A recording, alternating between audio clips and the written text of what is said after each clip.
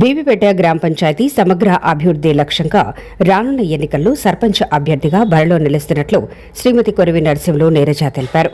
బడుగు బలహీన వర్గాల ఆశాజ్యోతిగా పేరున్న ఆమె తనకు కత్తెర గుర్తు కేటాయించినట్లు పేర్కొన్నారు. గతంలో ఎంపీటీసీగా పనిచేసిన కాలంలో గ్రామంలో అనేక సేవా కార్యక్రమాలు చేపట్టి ప్రజల మన్ననలు పొందారని గుర్తు చేశారు.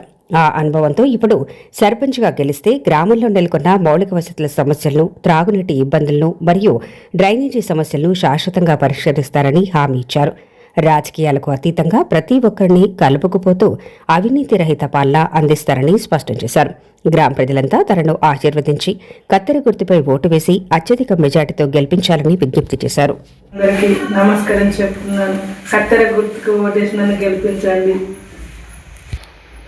ఇంతకుముందు కూడా ఎంపీటీసీగా చేసిన మాజీ ఎంపీటీసీ ఇప్పుడు కూడా సర్పంచ్గా చేసి మీరు ఏది చేయాలంటే అది చేస్తా, నన్ను చేయకుంటే అడగండి, ఒక్కసారి మాకు అవకాశం ఇచ్చి చూడండి, మేము చేస్తామా చెయ్యమా అని. మేము ఎంపీటీసీ ఉన్నప్పుడైనా ఏ పనైనా మాకు కొట్లాడైనా తీసుకొచ్చి చేసినాం, ఇప్పుడు కూడా చేస్తాం. ఒకసారి దయచేసి అందరికీ